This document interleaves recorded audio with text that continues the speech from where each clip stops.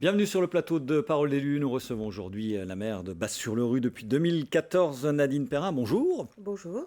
Alors, première magistrate d'une commune d'un peu moins de 900 habitants et gestionnaire ressources humaines d'un EHPAD. Comment est-ce qu'on passe d'une carrière dans le privé à ce rôle de première magistrate, sachant que vous êtes concomitamment l'une et l'autre, j'ai envie de dire. Tout doucement, tranquillement. Je suis élue depuis 2001. Donc, j'ai fait un mandat de conseillère municipale, un mandat d'adjoint. Et puis, naturellement, j'ai eu envie de m'investir plus en 2014. Le maire ne se représentant pas, j'ai décidé de me présenter dans la continuité de mes mandats précédents. Alors, vous n'êtes pas encarté, vous ne l'avez jamais été, mais vous vous définissez comme d'hiver droite. Donc, est-ce qu'aujourd'hui, vous êtes plutôt en phase avec le... D'hiver droite, ça peut recouvrir beaucoup de choses, hein, évidemment. Est-ce que vous êtes plutôt en phase avec le gouvernement aujourd'hui, avec ce qu'il préconise? Vous me voyez venir, évidemment, avec mes gros sabots, et notamment sur cette réforme des retraites. Alors, pas tout à fait en phase avec le gouvernement, pas encarté dans aucun parti. Pour moi, la politique n'a pas lieu d'être dans la gestion d'une petite commune.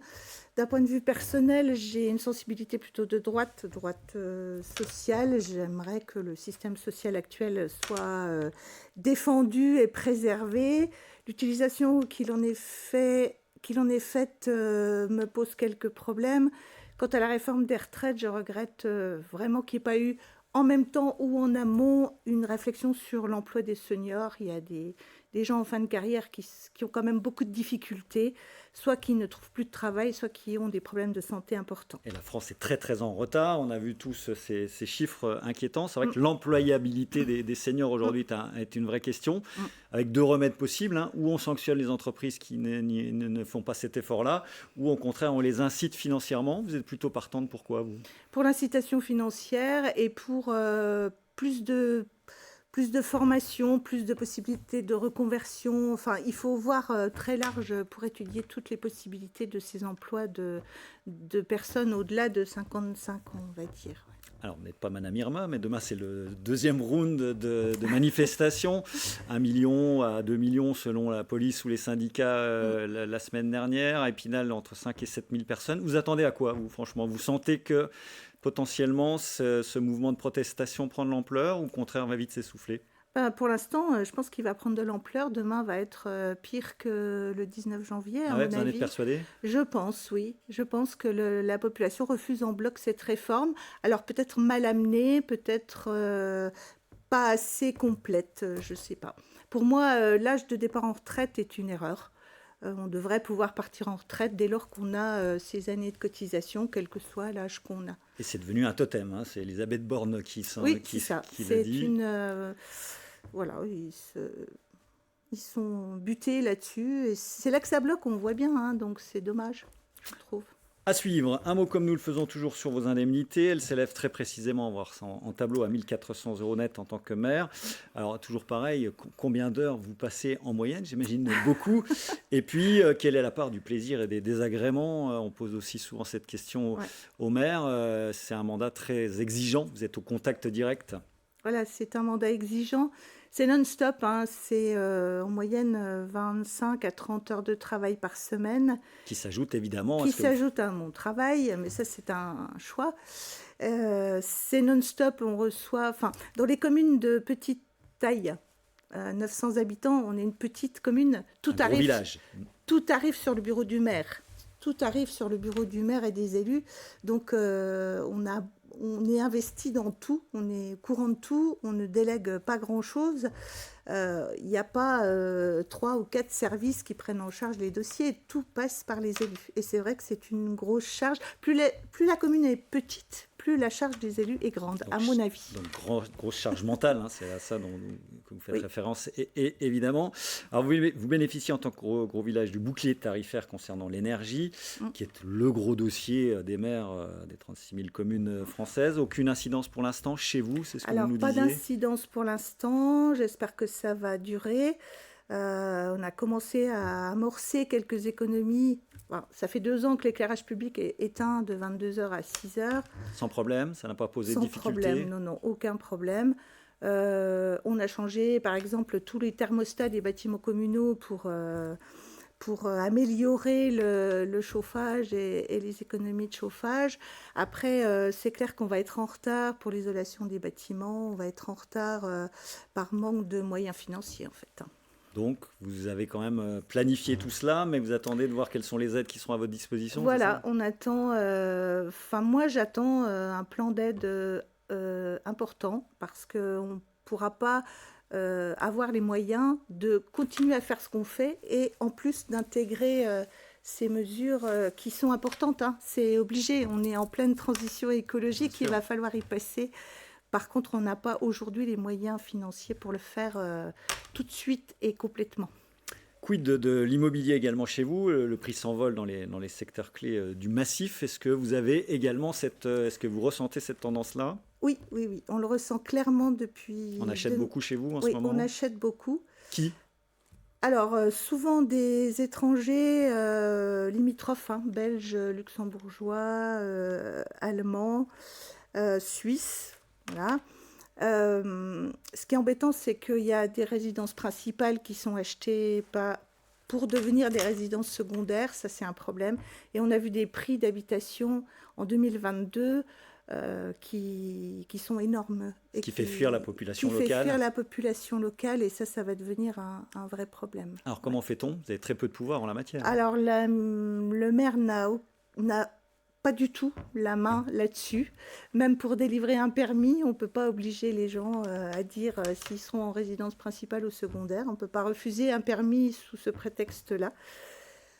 On va voir l'évolution, mais paraît-il, l'immobilier, ça ne va pas durer. On va un petit peu se calmer, donc on espère que... Avec les taux d'intérêt qui augmentent, mais c'est vrai que si c'est une population étrangère, la donne est tout autre. Et tout autre. Sachant que vous avez aussi 348 lits touristiques très exactement chez vous, ce qui veut dire que Bas-sur-le-Rue, alors c'est pas à la Bresse, c'est pas Gérardmer, mais c'est quand même une commune ultra touristique. Ultra touristique, ça veut dire qu'on peut augmenter d'un tiers notre population... en pleine vacances scolaires, potentiellement, on peut augmenter d'un tiers. Ça va être le cas dans les jours qui viennent, là, les vacances d'hiver? Vacances février, oui. Alors, février, c'est un peu étalé. Par contre, vacances d'hiver, 14 juillet, 15 août, voilà, gros week-end comme il va y avoir 8 mai, etc. Cette année, oui, c'est des gros... Là, vous faites le plein tous ces week-ends-là? Oui, il y a beaucoup de monde. Alors, conséquence directe ou indirecte, c'est la problématique de l'eau. On se souvient être allé dans votre commune, c'était un drôle de baptême du feu pour vous, un an juste après votre élection.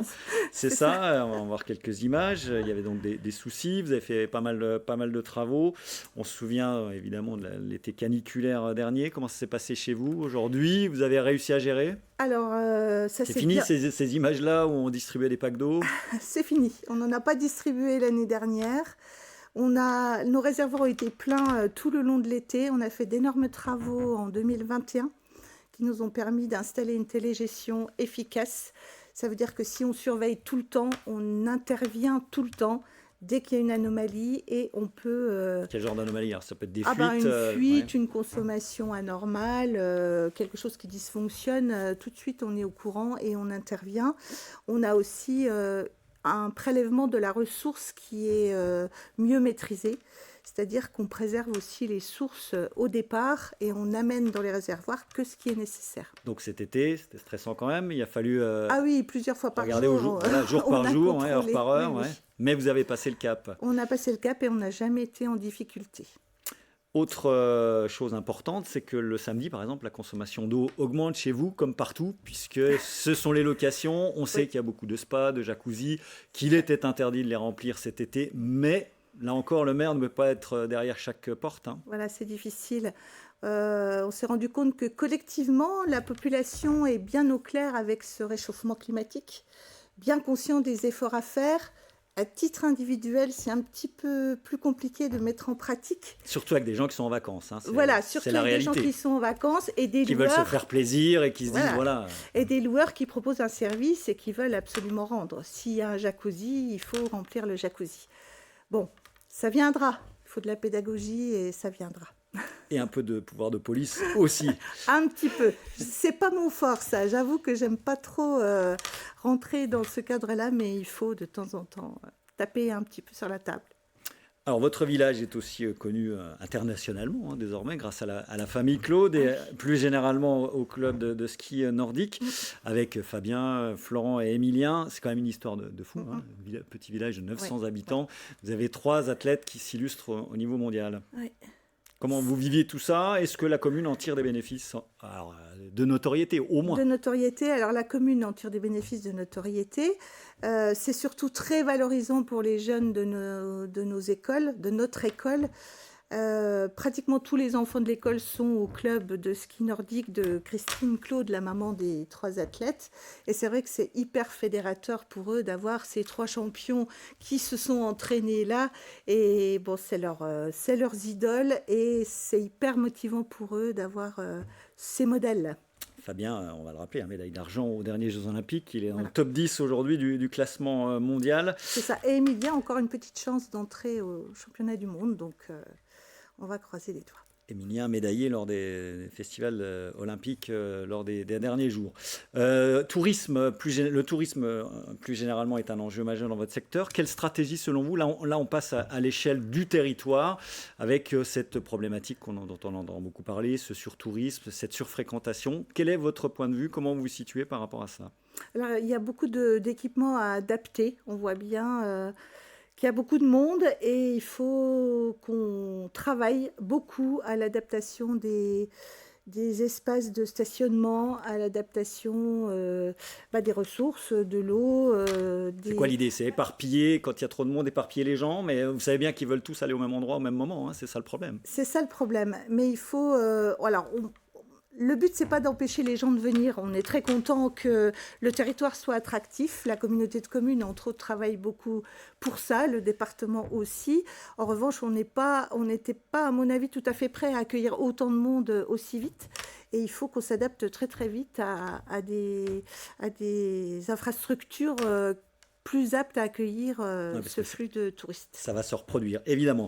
Vous m'avez lancé, il reste une toute petite minute sur la communauté de communes. Alors, la communauté de communes des Hauts-de-Vosges a eu également un retentissement national par rapport à cette scission. C'était une première entre effectivement cette communauté de communes qui s'est scindée en 2. Rapidement, le constat à l'amiable, j'ai envie de dire, et le bilan aujourd'hui, le fait de s'être séparés, tout va bien aujourd'hui, oui, tout va mieux. Oui, tout va bien. Ouais. La création s'est bien passée. Les élus ont beaucoup travaillé en amont. On est maintenant tous d'accord avec un esprit constructif. C'est-à-dire que les deux Comcom bossent ensemble aujourd'hui? Alors, les deux Comcom continuent à bosser ensemble pour quelques dossiers. La convention territoriale globale, par exemple, elle est restée commune. En revanche, la communauté de communes des Hauts-de-Vosges, nouvellement créée au 1er janvier 2022, a beaucoup d'avenir, à mon avis, avec des élus qui ont envie de travailler ensemble. Eh ben, on souhaite effectivement que tout ça se reproduise. Nadine Perrin était notre invitée. Merci beaucoup d'avoir accepté notre invitation. Et à très bientôt. On vous souhaite un excellent hiver, notamment, c'est important. On se retrouve la semaine prochaine. Merci à vous.